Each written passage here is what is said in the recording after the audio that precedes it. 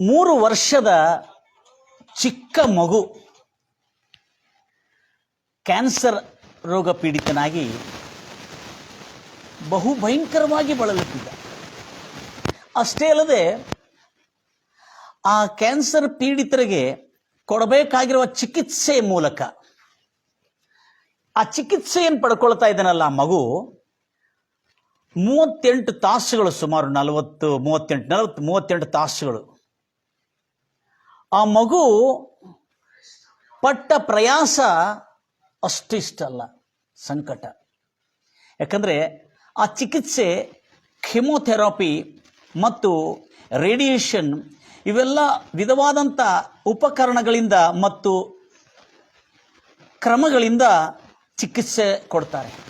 ಆ ಮಗು ಆ 3 ದಿನದಲ್ಲಿ ಆ 3 ವರ್ಷದ ಮಗುವಿನ ಗತಿ ಬಹು ದುಃಖ, ನೋವು, ಬಲಹೀನತೆಯಿಂದ ತುಂಬಿರತಕ್ಕಂಥ ಮಗು ಆಗಿತ್ತು. ತಾಯಿ ತಂದೆಗಳು ಮತ್ತು ಆ ಮಗು ಕೂಡ ನಾನು ಬದುಕುವುದಿಲ್ಲ ಅಂತ ಹೇಳುವಂಥ ಸ್ಥಿತಿಗೆ ಬಂದಿತ್ತು. ನನ್ನ ಪ್ರಿಯ ಸಹೋದರಿ ಸಹೋದರರೇ, ಇಂಥ ಒಂದು ಘೋರವಾದಂಥ ಸ್ಥಿತಿಯಿಂದ ಕಾಪಾಡಿರತಕ್ಕಂಥ ದೇವರು ಮಾಡಿರುವ ಅದ್ಭುತ ರೀತಿಯಾದಂಥ ತನ್ನ ಸಂಕಲ್ಪವನ್ನು ಹೇಗೆ ನೆರವೇರಿಸಿದನೆಂಬುದಾಗಿ ನನ್ನ ಪ್ರಿಯ ಸಹೋದರಿ ಸಹೋದರರೇ, ಎಷ್ಟು ಆಸಕ್ತಿಯಿಂದ ನೀವು ದೇವರ ವಾಕ್ಯವನ್ನು ಕೇಳ್ತಾ ಇದ್ರಿ. ದೇಶ ವಿದೇಶಗಳಿಂದ ಕೆಲವು ಜನರು ವೈದ್ಯಕೀಯ ಚಿಕಿತ್ಸೆಯನ್ನು ಪಡ್ಕೊಳ್ತಾ ಇದ್ದಾರೆ. ಆದರೆ ವೈದ್ಯಕೀಯ ಚಿಕಿತ್ಸೆ ಪಡ್ಕೊಳ್ತಾ ಇದ್ರೂ ಕೂಡ ಆ ವೈದ್ಯಕೀಯ ಚಿಕಿತ್ಸೆಯ ನಿಮಿತ್ತ ಬಹಳ ಜನರು ಬೇಸತ್ತುಕೊಂಡಿದ್ದಾರೆ. ಇದು ಎಂಥ ತ್ರಾಸಪ್ಪ, ಎಂಥ ಸಂಕಟ, ಇದು ಎಂಥ ವೇದನೆ ಎಂಬ ಬಾಧೆ ಹೇಳ್ಕೊಳ್ಳಿಕ್ಕಾಗಲಾರದ ಬಾಧೆ. ಆದರೆ ವೈದ್ಯಕೀಯ ಚಿಕಿತ್ಸೆ ಪಡ್ಕೊಳ್ಳೇಬೇಕು. ಅಂಥ ಸಮಯದಲ್ಲಿ ಆತನಿಗೆ ಶಕ್ತಿ, ಸಾಮರ್ಥ್ಯ, ಬಲ, ತ್ರಾಣವನ್ನು ಹೇಗೆ ಆತನು ಪಡ್ಕೊಂಡಿದ್ದನೆಂಬುದಾಗಿ ನೋಡುವ. ಇದು ಅದ್ಭುತವಾದಂಥ ಒಂದು ಘಟನೆ ಇಲ್ಲೇ ನಡೆದಿದೆ. ಒಂದು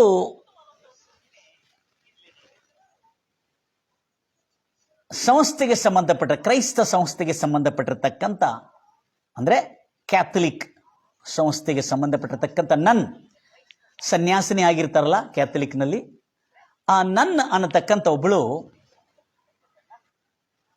ಯುನೈಟೆಡ್ ಸ್ಟೇಟ್ಸ್ ಆಫ್ ಅಮೆರಿಕಾನಲ್ಲಿ ಬಾಸ್ಟನ್ ಎಂಬ ಪಟ್ಟಣದಲ್ಲಿ ನಡೆದಿರತಕ್ಕಂಥ ಘಟನೆ ಇದು. ಯಾಕೆ ಹೇಳ್ತಾ ಇದೆ ಅಂದರೆ, ಆ ಮಗುಗೆ ಈ ಒಂದು ನನ್ಸ್ ಎಂಬವರು, ಅಂದರೆ ಈ ಕಾನ್ವೆಂಟ್ನಲ್ಲಿರ್ತಕ್ಕಂಥ ಕ್ರೈಸ್ತ ಕ್ಯಾಥಲಿಕ್, ರೋಮನ್ ಕ್ಯಾಥಲಿಕ್ಗೆ ಸಂಬಂಧಪಟ್ಟಿರ್ತಕ್ಕಂಥ ಈ ನನ್ಗಳು, ಇವರು ಅಂಥವ್ರಿಗೆ ಸೇವೆ ಮಾಡ್ತಾರೆ. ಎಂಥವ್ರಿಗೆ ಅಂದರೆ, ಅವರು ಈ ಏಡ್ಸ್ ಪೀಡಿತರ ಮಕ್ಕಳಿಗಾಗಿ ಮತ್ತು ರೋಗಗ್ರಸ್ತರಿಗಾಗಿ, ಮನಮುರಿದು ಮಾನಸಿಕ ಮಂದ ಅಸ್ವಸ್ಥತೆಯಲ್ಲಿರುವವರಿಗೆ ಮತ್ತು ಡ್ರಗ್ ಪೀಡಿತರು, ಅಂದರೆ ಮಾದಕ ಪದಾರ್ಥವನ್ನು ಸೇವನೆ ಮಾಡತಕ್ಕಂಥವರು ಮತ್ತು ವಿಧ ವಿಧವಾದಂಥ ಸಮಸ್ಯೆಗಳು, ರೋಗಗಳಿಂದ ಬಳಲುತ್ತಿರ್ತಕ್ಕಂಥ ಮಕ್ಕಳಿಗೆ ಇವರು ಸೇವೆ ಸಲ್ಲಿಸ್ತಾರೆ. ಆದರೆ ಈ ಕ್ಯಾಥಲಿಕ್ ನನ್ ಅಂದರೆ ಸನ್ಯಾಸಿನಿ, ನಮ್ಮಲ್ಲಿ ಭಾಷೆಯಲ್ಲಿ ಸನ್ಯಾಸಿನಿ ಎಂಬುದಾಗಿ ಹೇಳ್ತಾರೆ. ಅವರು ಮದುವೆ ಮಾಡಿಕೊಳ್ಳೋದಿಲ್ಲ. ಅವ್ರದ್ದು ಒಂದು ಸಮವಸ್ತ್ರವೇ ಒಂದು ಡಿಫ್ರೆಂಟ್ ಆಗಿರ್ತದೆ. ಅವರು ಬಹಳ ಶೃಂಗಾರ ಮಾಡಿಕೊಂಡು ಎಲ್ಲ ಜನರಿಗೆ ತನ್ನ ಸುಂದರವನ್ನು ತೋರಿಸ್ತಕ್ಕಂಥವ್ರಲ್ಲ, ತನ್ನ ಸೌಂದರ್ಯವನ್ನು ಅಡಗಿಸಿಕೊಂಡು ಕ್ರಿಸ್ತನ ಸೇವೆ ಮಾಡತಕ್ಕಂಥ ಒಂದು ಸಾತ್ವಿಕವಾದಂಥ ಒಂದು ಜನರು ಅವರು ಕ್ಯಾಥಲಿಕ್ ನನ್ಸ್ ಆಗಿರ್ತಾರೆ. ಇವಳು ಆ 3 ವರ್ಷದ ಮಗುವಿನ ವೇದನೆ, ಆ ಬಾಧೆ, ಆ ಕ್ಯಾನ್ಸರ್ ಪೇಷಂಟ್ಗೆ, ಪೀಡಿತರಿಗೆ ಕೊಡತಕ್ಕಂಥ ಚಿಕಿತ್ಸೆ, ಆ ರೇಡಿಯೇಷನ್ ಆ ತರಂಗಗಳು ಮತ್ತು ಆ ಕೀಮೋಥೆರಪಿ ಮತ್ತು ಇವೆಲ್ಲದರಿಂದ ಆ ಮಗು ಬಳಲುತ್ತಿರುವುದು ನೋಡಿ, ಈ ಒಂದು ಕ್ಯಾಥಲಿಕ್ಗೆ ಸಂಬಂಧಪಟ್ಟಿರ್ತಕ್ಕಂಥ ಒಂದು ಸನ್ಯಾಸಿನಿ ಸಿಸ್ಟರ್ ಅವರು ಆ ಮಗುವನ್ನು ನೋಡಿ ಬಹಳ ಕನಿಕರ ದಯೆ ಹುಟ್ಟಿ ಬಂತವರಿಗೆ. ಅಯ್ಯೋ, ಈ ಮಗುಗೆ ಹೇಗೆ ಮಾಡಬೇಕು ಎಂಬುದಾಗಿ ಹೇಳಿಕೊಂಡು ಆ ಮಗುವಿನ ಹತ್ರ ಹೋಗಿ, ಈ ಕ್ಯಾಥಲಿಕ್ ಸಹೋದರಿ, ನನಗೆ ಭಾಳ ಸಂತೋಷವಾಗ್ತಾ ಇದೆ, ಎಲ್ಲ ನನ್ನ ಕ್ರೈಸ್ತ ಆತ್ಮೀಯ ಪ್ರಿಯ ಸಹೋದರರೇ, ತಮ್ಮನ್ನು ತಾವು ಕ್ರೈಸ್ತವರೆಂದು ಎನಿಸಿಕೊಳ್ಳುತ್ತಿರ್ತಕ್ಕಂಥ, ನಾವೇ ನಿಜವಾದ ಕ್ರೈಸ್ತವರು ಎಂಬುದಾಗಿ ಎನಿಸಿಕೊಳ್ಳುತ್ತಿರ್ತಕ್ಕಂಥ ಈ ಸತ್ಯವನ್ನು ಇವತ್ತು ಗಮನಿಸಬೇಕು. ಯಾಕೆ ಹೇಳ್ತಾ ಇದ್ದಾರೆ? ಬಳಲುತ್ತಿರತಕ್ಕಂಥ ಈ ಒಂದು ಮಗುವಿನ ಕಡೆ, ಇಂಥ ಒಂದು ಮಕ್ಕಳನ್ನು ಅವರಿಗೆ ಸೇವೆ ಮಾಡ್ತಾರೆ, ಅವರಿಗೆ ಧೈರ್ಯವನ್ನು ಕೊಡ್ತಾರೆ, ಅವರಿಗೆ ತಾಯಿ ಕೊಡ್ತಕ್ಕಂಥ ಆ ಒಂದು ಸಾಂತ್ವನ, ಆಧರಣೆಯನ್ನು ಅನುಗ್ರಹಿಸ್ತಾರೆ. ಅಂಥ ಒಂದು ತಾಯಿ. ಒಂದು ದಿವಸ ಏನಾಯಿತು, ಈ ಮಗು ಬಹಳ ಬೆಳಗ್ತಾ ಇರೋದು ನೋಡಿ ಆ ಮಗುಗೆ ಪ್ರಾರ್ಥನೆ ಮಾಡ್ತಾ ಇರುವಾಗ ಒಂದು ವಿಶೇಷವಾದಂಥ ಸ್ವರ ಅವಳಿಗೆ ಕೇಳಿಸಿತ್ತು. ಎಷ್ಟು ಚೆನ್ನಾಗಿ ಅನ್ನಿಸ್ತದೆ ನನಗೆ. ರೋಮನ್ ಕ್ಯಾಥಲಿಕ್ಗೆ ಸಂಬಂಧಪಟ್ಟಿರ್ತಕ್ಕಂಥ ಈ ಸನ್ಯಾಸಿನಿ ನನ್ ಸಿಸ್ಟರ್ ಎಂಬವಳು ದೇವರ ಸ್ವರವನ್ನು ಕೇಳ್ತಾ ಇದ್ದಾಳೆ. ಆತ್ಮೀಯರೇ, ನೀವು ಹಾಗೆ ದೇವರ ಸ್ವರವನ್ನು ಕೇಳ್ತಾ ಇದ್ದೀರಾ? ಏನಂತ ಕೇಳಿಸ್ತಾ ಇದ್ದಂತೆ ಆ ಮಗುವಿನ ಮೇಲೆ ಕೈ ಇಟ್ಟು ಪ್ರಾರ್ಥನೆ ಮಾಡುವಾಗ,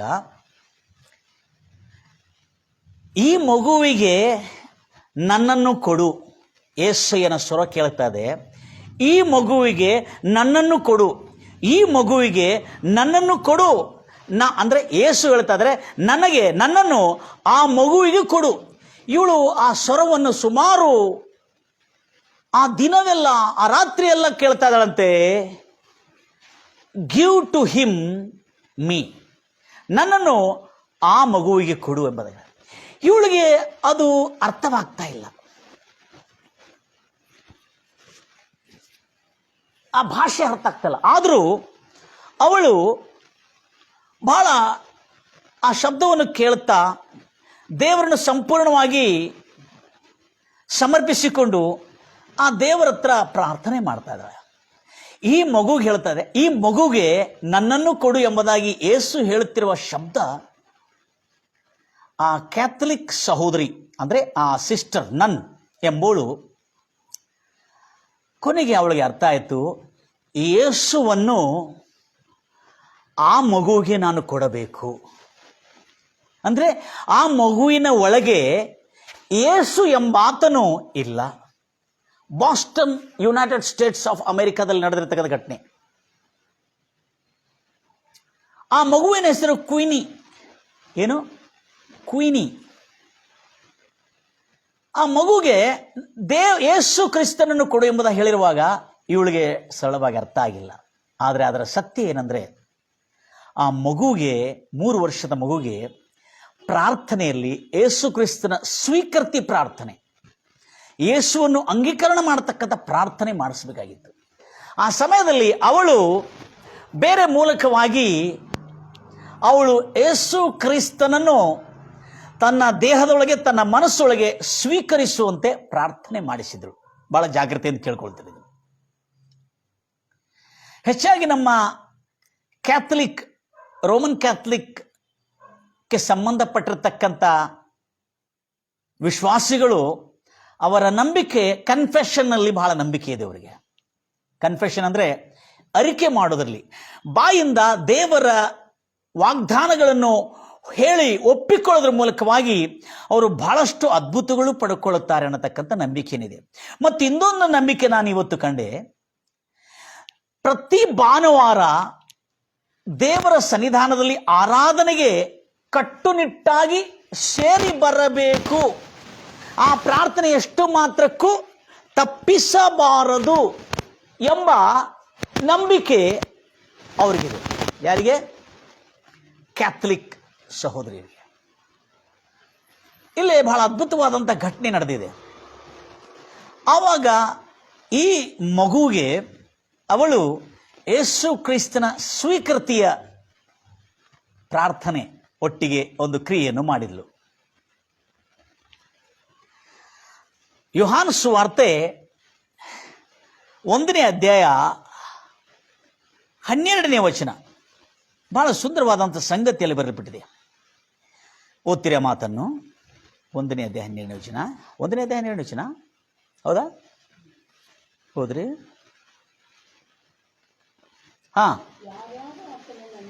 ಯಾರ್ಯಾರು ಯೇಸು ಕ್ರಿಸ್ತನನ್ನು ತನ್ನ ಹೃದಯದಲ್ಲಿ ಅಂಗೀಕರಿಸುತ್ತಾರೋ, ಅಂದರೆ ಅಂಗೀಕರಿಸುವುದಂದ್ರೆ ಆತನ ಹೆಸರಿನಲ್ಲಿ ನಂಬಿಕೆ, ಹೆಸರಿನಲ್ಲಿ ನಂಬಿಕೆ ಇಟ್ಟವರು ಅವರಿಗೆ ದೇವರ ಮಕ್ಕಳಾಗುವ ಅಧಿಕಾರ, ವಾರಸತ್ವ ಅವರಿಗೆ ದೊರಕತ್ತೆ. ಯಾರೇ ಇರಲಿ, ಇದು ಕ್ರೈಸ್ತವರಿಗೆ ಮಾತ್ರ ಹೇಳಲ್ಪಟ್ಟಿರ್ತಕ್ಕಂಥ ಹೇಳಿಕೆ ಅಲ್ಲ. ಭಾಳ ಜಾಗ್ರತೆಯಿಂದ ಗಮನಿಸ್ತೀವಿ, ಯಾಕೆಂದರೆ ಇದು ಭಾಳ ಸ್ಪಷ್ಟವಾಗಿ ಲೇಖಿಸಲ್ಪಟ್ಟಿದೆ. ಇದು ಯಾವನೇ ಇರಲಿ, ಎಂಥವನಿರಲಿ, ಯಾರೇ ಇರಲಿ,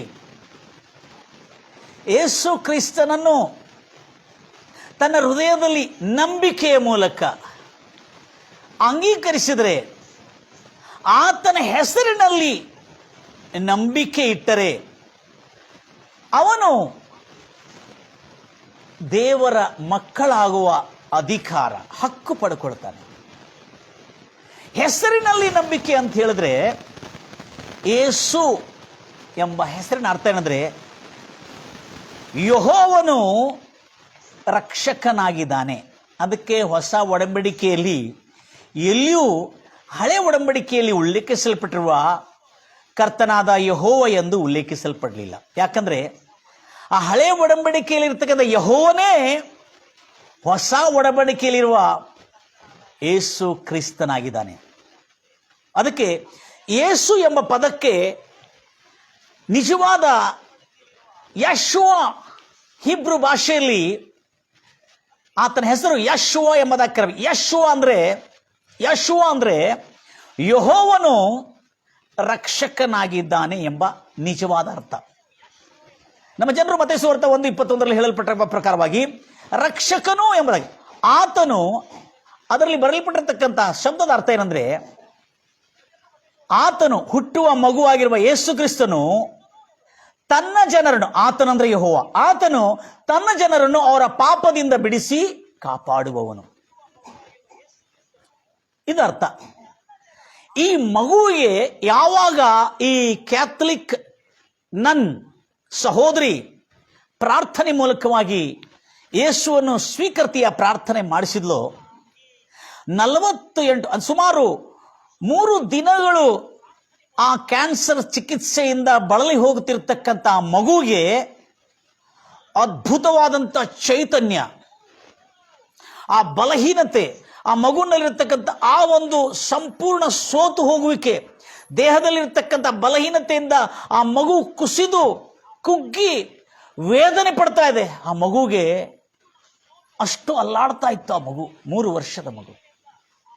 ಆದರೆ ಯಾವ ಕ್ಷಣದಲ್ಲಿ ಯೇಸು ಕ್ರಿಸ್ತನನ್ನು ಸ್ವೀಕೃತಿ ಪ್ರಾರ್ಥನೆ ಮಾಡಿಸಿ ಆತನ ಹೆಸರಿನಲ್ಲಿ ನಂಬಿಕೆ ಇಡುವಂತೆ ಪ್ರೇರೇಪಿಸಿದಳೋ, ಆ ಕ್ಷಣವೇ, ಕೆಲವು ಕ್ಷಣದಲ್ಲಿ ಆ ಮಗು ಆ ಒಂದು ಕ್ಯಾನ್ಸರ್ ಚಿಕಿತ್ಸೆಯಿಂದ ಬಂದಿರತಕ್ಕಂಥ ಸೈಡ್ ಎಫೆಕ್ಟ್ ಇಂದ ಸಂಪೂರ್ಣವಾಗಿ ಮಗು ಚೇತರಿಸಿಕೊಂಡಿತ್ತು. ಈಗ ಆ ಕ್ಯಾಥಲಿಕ್ ಸಹೋದರಿ ಪ್ರತಿ ಭಾನುವಾರ ಎಷ್ಟು ಮಾತ್ರಕ್ಕೂ ಪ್ರಾರ್ಥನೆ ತಪ್ಪಬಾರದು ಎಂಬುದಾಗಿ ಹೇಳಿಕೊಂಡು ಆ ಮಗುವನ್ನು ಪ್ರೋತ್ಸಾಹಿಸ್ತಾ ಇದ್ದಾಳೆ. Praise the lord Jesus.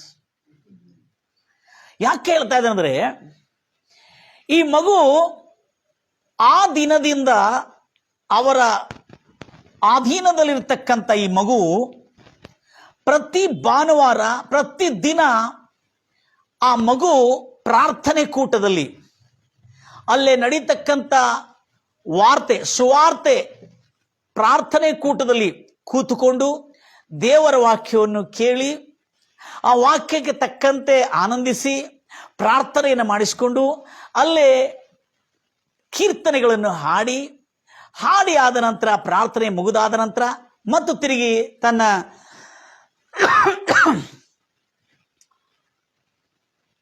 ವಾಸಸ್ಥಾನಕ್ಕೆ, ಎಲ್ಲಿ ಅವರನ್ನು ಕಾಪಾಡಿಟ್ಟಿದ್ರಲ್ಲ ಅಲ್ಲೇ ಆ ಮಗು ಅಲ್ಲಿ ಹೋಗಿ ತಲುಪ್ತಿತ್ತು. ಹೀಗೆ ಆ ಮಗು ಆ ದಿನದಿಂದ ಆ ಮಗುವಿನ ದೇಹದಲ್ಲಿ ಬಂದಿರತಕ್ಕಂಥ ಚೈತನ್ಯ, ಆ ಆರೋಗ್ಯ, ಆ ತ್ರಾಣ, ಆ ಶಕ್ತಿ ಆ ಚಿಕ್ಕ ಮಗುವಿನಲ್ಲಿ ಇಂಥ ದೊಡ್ಡ ನಂಬಿಕೆಯನ್ನು ಮೂಡಿಸಿತ್ತು.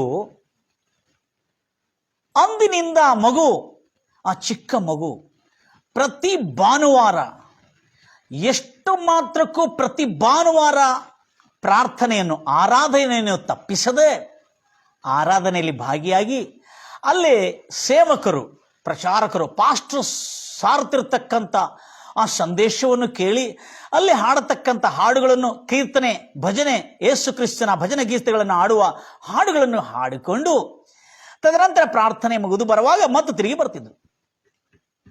ಇದನ್ನು ಯಾಕೆ ತಿಳಿಸ್ತಾ ಇದ್ದೇನೆಂದ್ರೆ, ಕ್ರೈಸ್ತವರಾಗಿರ್ತಕ್ಕಂಥ ನಾವು ಭಾನುವಾರ ದೇವರ ಸನ್ನಿಧಾನಕ್ಕೆ ಎಷ್ಟು ಮಾತ್ರಕ್ಕೂ ತಪ್ಪಿಸಬಾರದು ಎಂಬುದೇ ನನ್ನ ವಿನಂತಿ ನಿಮ್ಮಲ್ಲಿ. ಅಪೊಸ್ತಲನಾದ ಪೌಲು ವಿನಂತಿ ಮಾಡಿಕೊಂಡಂಗೆ ಭಾನುವಾರದ ಪ್ರಾರ್ಥನೆ, ಆರಾಧನೆ ಎಷ್ಟು ಮಾತ್ರಕ್ಕೂ ಚರ್ಚಿಂದ ನಾವು ತಪ್ಪಬಾರದು ಎಂಬುದಾಗಿ. ಯಾಕೆಂದರೆ ಈ ಮಗು ಅಂದಿನಿಂದ ಪ್ರತಿದಿನ ಪ್ರಾರ್ಥನೆಯಲ್ಲಿ ಸೇರಿ ಬರ್ತಾ ಇತ್ತು.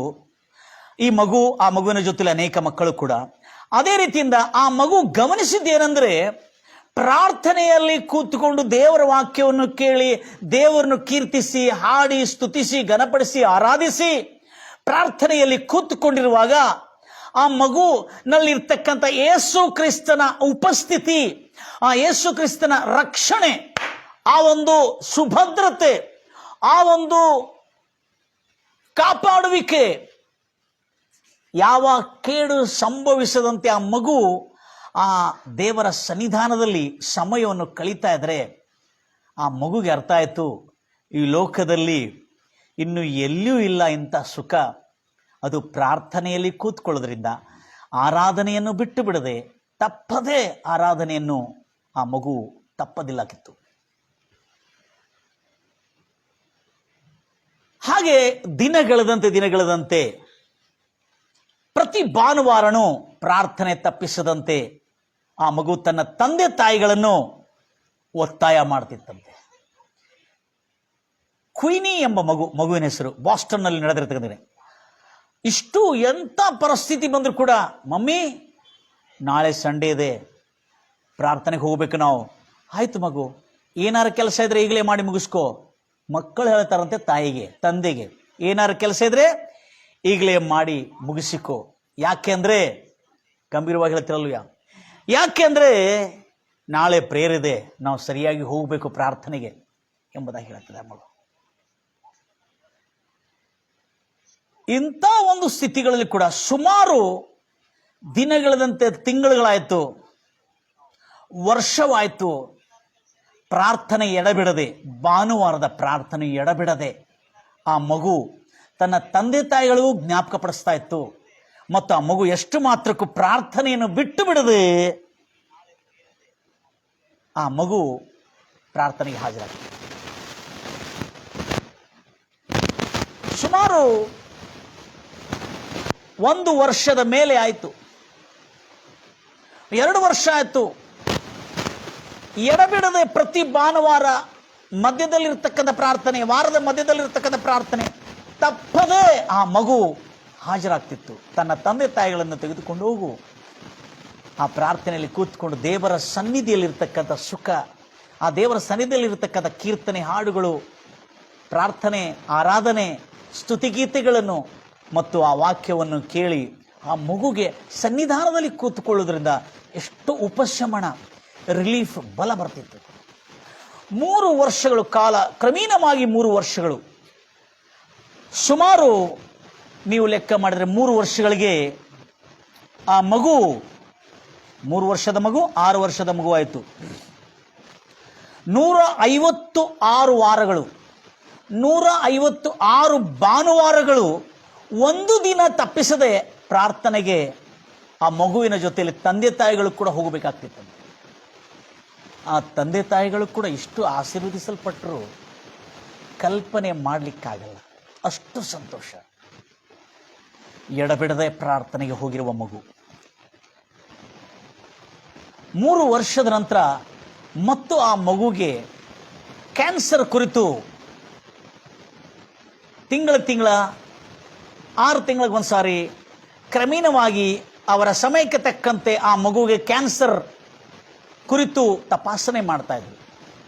3 ವರ್ಷದ ನಂತರ ಸಂಪೂರ್ಣವಾಗಿ ಆ ಮಗು ಕ್ಯಾನ್ಸರ್ ಎಂಬ ಬಹು ಭಯಂಕರವಾದಂಥ ಮಾರಕ ಪೀಡೆಯಿಂದ, ಸೋಂಕಿನಿಂದ ಗುಣಮುಖನಾದಂತೆ. ಕ್ವಿನಿ ಎಂಬ ಮಗನು, 3 ವರ್ಷದ ಮಗನು 6 ವರ್ಷದ ಮಗು ಆದ, ಸಂಪೂರ್ಣವಾಗಿ ಗುಣಮುಖನಾದ. ಆವಾಗ ಅಲ್ಲಿರ್ತಕ್ಕಂಥ ಭಕ್ತರು, ಈ ಕ್ಯಾಥಲಿಕ್ ಸಹೋದರಿಗಳು, ಈ ಮಗುಗೆ ಇಂಥ ಒಂದು ಸ್ವಸ್ಥತೆ ಸಿಗಲಿಕ್ಕೆ ಕಾರಣ ಏನೆಂಬುದಾಗಿ ಅವರು ಯೋಚಿಸ್ತಾ ಇರುವಾಗ ಅಲ್ಲಿ ನಾನು ಕಂಡಿದ್ದೇನೆಂದರೆ 10 ಆಜ್ಞೆಗಳಲ್ಲಿ ಬಹು ಪ್ರಾಮುಖ್ಯವುಳ್ಳ ಆಜ್ಞೆಗಳು ಕೂಡ ಇದೆ. ಅದರಲ್ಲಿ ಮೊದಲನೇ ಆಜ್ಞೆ ವಿಮೋಚನೆ ಕಾಂಡ 20ನೇ ಅಧ್ಯಾಯ 1ರಿಂದ 17ವರೆಗೆ ನಾವು ನೋಡ್ತೇವೆ. ಯೆಹೋವನಾದ ನಾನೇ ನಿಮ್ಮ ದೇವರು, ನನ್ನನ್ನು ಬಿಟ್ಟು ಬೇರೆ ದೇವರುಗಳಿರಬಾರದು. ಮೊದಲನೇ ಆಜ್ಞೆ. 2ನೇ ಆಜ್ಞೆ ವಿಗ್ರಹಗಳನ್ನು ರೂಪಿಸಿ ಅವುಗಳಿಗೆ ಅಡ್ಡ ಬೀಳಬಾರದು, ಅಂದರೆ ಅವುಗಳನ್ನು ಸೇವಿಸಬಾರದು. 3ನೇದು ಯೆಹೋವನಾದ ಆತನ ಹೆಸರನ್ನು ವ್ಯರ್ಥವಾದ ಕಾರ್ಯಗಳಿಗೆ ಎತ್ತಬಾರದು. 4ನೇದು ಸಬ್ಬತ್ತು ದಿನವನ್ನು ಪರಿಶುದ್ಧ ದಿನವೆಂದು ಸ್ಮರಿಸಬೇಕು, ಅದನ್ನು ಅನುಸರಿಸಬೇಕು. ಇದರ ವಿಷಯದಲ್ಲಿ ಹೆಚ್ಚು ವಿಶ್ಲೇಷಣಾ ಕ್ರಮ ಎಂಬುದಾಗಿ ಬರೆಯಲ್ಪಟ್ಟಿದೆ. ಓದ್ತೀರಿ ಆ ಮಾತನ್ನು? ಸಬ್ಬತ್ತು ದಿನವನ್ನು ದೇವರ ದಿನವೆಂದು ಸ್ಮರಣ ಆಚರಣೆಗೆ ತರುವುದಕ್ಕೆ ಜ್ಞಾಪಕದಲ್ಲಿಟ್ಟುಕೊಳ್ಳಿ. 6 ದಿವಸಗಳಲ್ಲಿ ನೀನು ದುಡಿತಿ, ಹೌದು ಪರವಾಗಿಲ್ಲ, 6 ದಿವಸಗಳು ನೀನು ದುಡಿದು ನಿನ್ನ ಕೆಲಸವನ್ನೆಲ್ಲ ಮಾಡಬೇಕು. 7ನೇ ದಿನವು ನಿನ್ನ ದೇವರಾದ ಯೆಹೋವನಿಗೆ ಮೀಸಲಾಗಿ ಪ್ರತ್ಯೇಕಿಸಲ್ಪಟ್ಟ ಪವಿತ್ರವಾಗಿ ಅರ್ಪಿಸಿಕೊಡತಕ್ಕಂಥ ದಿನ ಅದು. ಅದು ನಿನ್ನ ದೇವರಾದ ಕರ್ತನ ವಿಶ್ರಾಂತಿ ದಿನವಾಗಿ ಇದೆ. ಅದರಲ್ಲಿ ನೀನು ಯಾವ ದುಡಿಮೆಯನ್ನು, ಕೆಲಸವನ್ನು, ಬಹಳ ಜಾಗ್ರತೆಯಿಂದ ಕೇಳ್ತೀರಿ, ಯಾವ ಕೆಲಸವನ್ನು ಮಾಡಬಾರದು. ನೀನು ಮಾತ್ರ ಅಲ್ಲ, ಲಕ್ಷ ಒಟ್ಟು ಕೇಳ್ತೀರಿ, ಭಾನುವಾರದ ಚರ್ಚ್ಗೆ ಹೋಗಿ ಆರಾಧನೆ ಮಾಡುವುದು ಎಷ್ಟು ಪ್ರಾಮುಖ್ಯವಾಗಿದೆ ಎಂಬ ಸಂಗತಿ, ಈ ಮಗುವಿನ ಸ್ವಸ್ಥತೆ, ಈ ಮಗುವಿನ ಆರೋಗ್ಯ, ಈ ಮಗುವಿನ ಜೀವನ ಸುಗಮಯವಾಗಿದ್ದು ನಾವು ನೋಡ್ತೇವೆ. ಆಮೇಲೆ ನಿನ್ನ ಗಂಡು ಮಕ್ಕಳು, ನೋಡ್ರಿ, ನೀನು ಮಾತ್ರ ಅಲ್ಲ, ನಿನ್ನ ಗಂಡು ಮಕ್ಕಳು, ಹೆಣ್ಣು ಮಕ್ಕಳಾಗಲಿ, ಗಂಡು ಆಳು, ನಿನ್ನ ಮನೆಯಲ್ಲಿರುವ ಕೆಲಸಗಾರನಾಗಲಿ, ಹೆಣ್ಣಾಳಾಗಲಿ, ಗಂಡಾಳಾಗಲಿ, ನಿನ್ನ ಮನೆಯಲ್ಲಿ ಇರುವ ಪಶು ಪ್ರಾಣಿಗಳು, ಅದು ಎತ್ತು, ಕೋಣ, ಕತ್ತೆ ಏನೇ ಇರ್ಬೋದು, ಪಶು ಪ್ರಾಣಿಗಳನ್ನಾಗಲಿ, ನಿನ್ನ ದೇಶದಲ್ಲಿರುವ ಅನ್ಯ ಜನರು, ನಿನ್ನ ಮನೆಯಲ್ಲಿ ಕೆಲಸ ಮಾಡ್ತಿರ್ತಕ್ಕಂಥ ಅನ್ಯ ಜನರು, ಯಹೂದರಲ್ಲದವರಾಗಲಿ, ಯಾವ ಕೆಲಸವನ್ನು ಆ ದಿನ ಮಾಡಬಾರದು. 7ನೇ ದಿನ ಅವರಿಗೆ ಸಂಪೂರ್ಣ ವಿಶ್ರಾಂತಿ ದಿನವು. 6 ದಿನಗಳಲ್ಲಿ ದೇವರು ಭೂಮಿ ಆಕಾಶಗಳನ್ನು ಸಮುದ್ರಗಳನ್ನು ಉಂಟು ಮಾಡಿದನು, ಸಮಸ್ತವನ್ನು ನಿರ್ಮಾಣ ಮಾಡಿ 7ನೇ ದಿನದಲ್ಲಿ ಆತನು ವಿಶ್ರಮಿಸಿಕೊಂಡನು. ಆದುದರಿಂದ ಯೆಹೋವನು ಸಬ್ಬತ್ತು ದಿನವನ್ನು ತನ್ನ ದಿನವಾಗಿ, ಭೂಮಿ ಆಕಾಶಗಳಿಗೆ ಒಡೆಯನಾಗಿರುವ ಸೃಷ್ಟಿಕರ್ತನು ತನ್ನ ದಿನವಾಗಿ ಇರಲಿ ಎಂದು ಆಶೀರ್ವದಿಸಿದನು. ಆ 6 ದಿನಗಳು ಕೆಲಸ ಮಾಡಿ ಅವರಿಗೆ ಸಿಗತಕ್ಕಂಥ ರಜೆ ದಿನದಲ್ಲಿ ಅವರು 7ನೇ ದಿನ ಸಂಪೂರ್ಣವಾಗಿ ವಿಶ್ರಾಂತಿ ದಿನ, ಚರ್ಚಿಗೆ ಬರೋದಕ್ಕಾಗಿ, ಪ್ರಾರ್ಥನೆಗೆ ಬರೋದಕ್ಕಾಗಿ ಎಷ್ಟು ತಡೆಗಳು ಬಂದರೂ, ಎಷ್ಟು ಅವಸರಗಳು ಬಂದರೂ, ಅಗತ್ಯಗಳು ಬಂದರೂ ತಪ್ಪಿಸದಂತೆ ಹೋಗೋದ್ರಿಂದ ನೀವು ಕ್ಷೇಮವಾಗಿರ್ತೀರಿ, ನಿಮ್ಮ ಮಕ್ಕಳು ನಿಮಗಿರುವ ಪಶು ಪ್ರಾಣಿಗಳು ಕೂಡ ಸುಕ್ಷೇಮವಾಗಿರುತ್ತವೆ. ಅದರ ನಿಮಿತ್ತ ನನ್ನ ಪ್ರಿಯ ಸಹೋದರಿ ಸಹೋದರರೇ, ಎಷ್ಟು ಆಸಕ್ತಿಯಿಂದ ಕೇಳ್ತಾ ಇದ್ದೀರಿ. ಒಂದೊಂದು ವಚನಗಳನ್ನು ಬಹಳ ಜಾಗ್ರತೆಯಿಂದ ನೋಡ್ತಾ ಇದ್ದೀವಿ. ಇಲ್ಲಿ ದೇವರು ಸರಳವಾಗಿ ಹೇಳ್ತಾ ಇದ್ದಾನೆ, ಸಬ್ಬತ್ತು ದಿನ ಎಂಬುದಾಗಿ.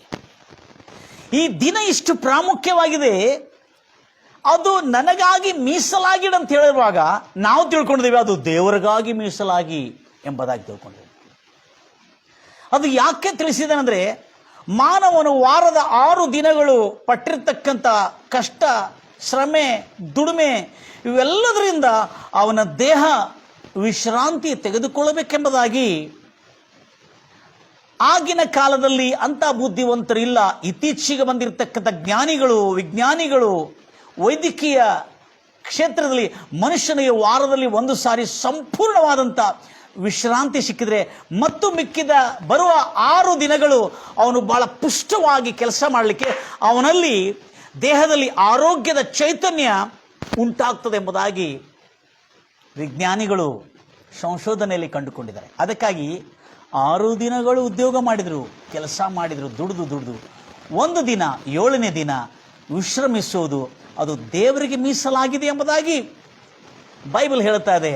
ಆದರೆ ಇನ್ನೊಂದು ಸತ್ಯ ಹೇಳಬೇಕು ನಾನು, ಅದು ಮನುಷ್ಯನ ಸುಕ್ಷೇಮಕ್ಕಾಗಿ ಅವನ ದೇಹದ ವಿಶ್ರಾಂತಿ.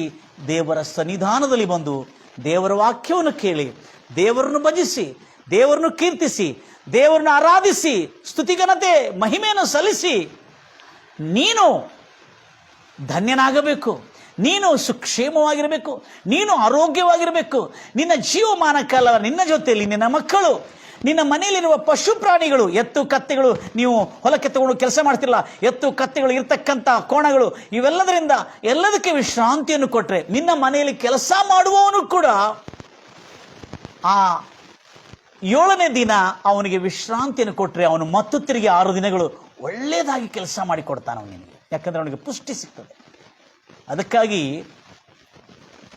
ಆ ದಿನಗಳು, ಆ ರಜೆ, ಆ ವಿಶ್ರಾಂತಿ ದಿನವು ನಾವು ಅನುಭವಿಸಬೇಕಾದ್ರೆ, ಜೀವಮಾನ ಕಾಲವೆಲ್ಲ ಸುಖ ಅನುಭವಿಸಬೇಕಾದ್ರೆ, ಆ ದೇವರು ಅನುಗ್ರಹಿಸಿರುವ ಆ ವಿಶ್ರಾಂತಿ ದಿನವನ್ನು ನಾವು ಕಟ್ಟುನಿಟ್ಟಾಗಿ ಆತನ ಸನ್ನಿಧಿಗೆ ಬಂದು ಆತನನ್ನು ಆರಾಧಿಸಿ, ಆತನನ್ನು ಕೊಂಡಾಡಿ, ಯಾರ್ಯಾರು ಇದುವರೆಗೆ ರೋಗದಿಂದ ಗುಣವಾಗಲಾರದವರು ಇರ್ತಾರೆ ಅವರಿಗೆ ಒಂದು ಒಳ್ಳೆ ವಾರ್ತೆ.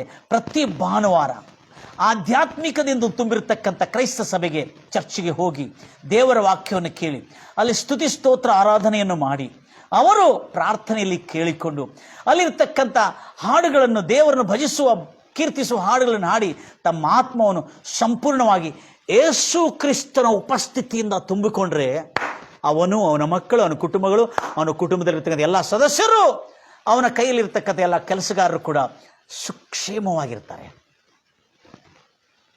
ನನ್ನ ಪ್ರಿಯ ಸಹೋದರಿ ಸಹೋದರಿ, ಆವಾಗ ನಿಮ್ಮ ಜೀವನದಲ್ಲಿ ಈ ವಚನ ಅಕ್ಷರ ಪ್ರಕಾರವಾಗಿ ನೆರವೇರ್ತದೆ. ಯಾವುದಂದರೆ, ಭಾಳ ಜಾಗ್ರತೆಯಿಂದ ಕೇಳ್ತೀರಿ. ಯೇಸು ಕ್ರಿಸ್ತ ನಮ್ಮ ರಕ್ಷಿಸಿದ್ದಾನೆ, ಬಿಡುಗಡೆ ಮಾಡಿದ್ದಾನೆ, ಹೌದು ಸತ್ಯ. ಆದರೆ ಸಬ್ಬತ್ತು ದಿನ ಅದು 7ನೇ ದಿನವಾಗಿತ್ತು, ವಾರದ 1 ದಿನ ರಜೆಯ ದಿನ. ಈಗ ನಮಗೆ ಭಾನುವಾರದ ರಜೆ ದಿನ ಕೊಟ್ಟಿದ್ದಾರೆ. ಇನ್ನು ಕೆಲವು ಅರಬ್ ರಾಷ್ಟ್ರಗಳಲ್ಲಿ ಶುಕ್ರವಾರ ರಜೆ ದಿನ ಘೋಷಣೆ ಮಾಡಲಾಗಿದೆ.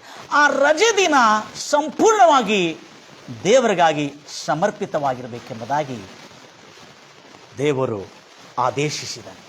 ಇದು ದೈವ ಆಜ್ಞೆಯಾಗಿದೆ, ಇದು ರಾಜಾಜ್ಞೆ ಆಗಿದೆ. ಎಷ್ಟು ಮಾತ್ರಕ್ಕೂ ಅದಕ್ಕಾಗಿ ರೋಮನ್ ಶತಾಧಿಪತಿಗಳು, ರೋಮನ್ ಪ್ರಭುತ್ವ ನಡೀತಾ ಇರುವಾಗ, ಆ ಕಾಲದಲ್ಲಿ ಕೂಡ ಯಾವ ಸರ್ಕಾರದಲ್ಲಿ, ಯಾವ ರಾಜ್ಯದ ಪ್ರಭುತ್ವದಲ್ಲಿ ಕೂಡ ಭಾನುವಾರದ ರಜೆ ಘೋಷಣೆ ಆಗಲಿಲ್ಲ. ಯಾಕಂದರೆ ಆ ದಿನದಲ್ಲಿ ತಿಂಗಳದ 30 ದಿನಗಳು ಸಂಪೂರ್ಣ ದಿನಗಳು ದುಡಿದು ಜನರು ಬಲಹೀನರಾಗುತ್ತಿದ್ದರಂತೆ. ಆದರೆ ಯಾವಾಗ ರೋಮನ್ ಪ್ರಭುತ್ವದಲ್ಲಿ ಬಂದಿರತಕ್ಕಂಥ ಕಾನ್ಸ್ಟಂಟೈನ್ ಎಂಬ ಚಕ್ರವರ್ತಿ ಭಾನುವಾರ ಸರ್ಕಾರಿ ರಜೆಯನ್ನು ಘೋಷಿಸಿ ಯೇಸು ಕ್ರಿಸ್ತನ ಪುನರುತ್ಥಾನ ದಿನದಲ್ಲಿ ಎಲ್ಲರಿಗೆ ವಿಶ್ರಾಂತಿಯನ್ನು ಘೋಷಣೆ ಮಾಡಿದರು. ಯಾಕೆ? ಜನರು, ತನ್ನ ರಾಜ್ಯದ ಜನರು ಸುಕ್ಷೇಮವಾಗಿರಬೇಕೆಂದು. ಈಗ ಈ ವಿಷಯ ನೋಡಿದ್ವಿ. ಆ ಯೇಸು ಕ್ರಿಸ್ತನ ಸಿಲ್ವೆ ಮರಣದಲ್ಲಿರ್ತಕ್ಕಂಥ ಆ ಬಾಧೆ, ಅವಳು ಎಷ್ಟು ಚೆನ್ನಾಗಿ ಹೇಳ್ತಾ ಇದ್ದಾಳೆ. ಆ ಕ್ಯಾನ್ಸರ್ ಪೀಡಿತನಾದ ಆ ಮಗು ಆ ರೋಗಕ್ಕಿಂತ ಹೆಚ್ಚಾಗಿ ಆ ಪೀಡಿತರಾಗಿರ್ತಕ್ಕಂಥವರಿಗೆ ಕೊಡತಕ್ಕಂಥ ಚಿಕಿತ್ಸೆ, ಕಿಮೋಥೆರಪಿ ಮತ್ತು ರೇಡಿಯೇಷನ್ ಮೂಲಕವಾಗಿ ಬರತಕ್ಕಂಥ ಸೈಡ್ ಎಫೆಕ್ಟಿಂದ ಎಷ್ಟು ವೇದನೆ ಪಡ್ತಿತ್ತು ಆ ಮಗು. ಆ ವೇದನೆ ಯೇಸು ಕ್ರಿಸ್ತನು ಹೊತ್ತು ಆ ಮಗುಗೆ ಸಂಪೂರ್ಣವಾದಂಥ ಬಿಡುಗಡೆಯನ್ನು ಕೊಟ್ಟನು. ಯೆಶಾಯ ಪ್ರವಾದನ ಪುಸ್ತಕ 53ನೇ ಅಧ್ಯಾಯ 3ನೇ ವಚನದಲ್ಲಿ ಬರೆಯಲ್ಪಟ್ಟಿದೆ, ಆತನು ತಿರಸ್ಕರಿಸಲ್ಪಟ್ಟವನು. ಯೇಸು ಕ್ರಿಸ್ತನ ಸಿಲುವೆ ಮೇಲೆ ತಿರಸ್ಕರಿಸಲ್ಪಟ್ಟವನು. ಓದ್ತೀರಿ ಯೆಶಾಯ ಪ್ರವಾದನ ಪುಸ್ತಕ 53 3ನೇ ವಚನ ಬೇಗನೆ. ಆತನು, ಯೇಸು ಕ್ರಿಸ್ತನು ತಿರಸ್ಕರಿಸಲ್ಪಟ್ಟನು ಸಿಲುವೆ ಮೇಲೆ, ಮನುಷ್ಯರು ಸೇರಿಸಿಕೊಳ್ಳದ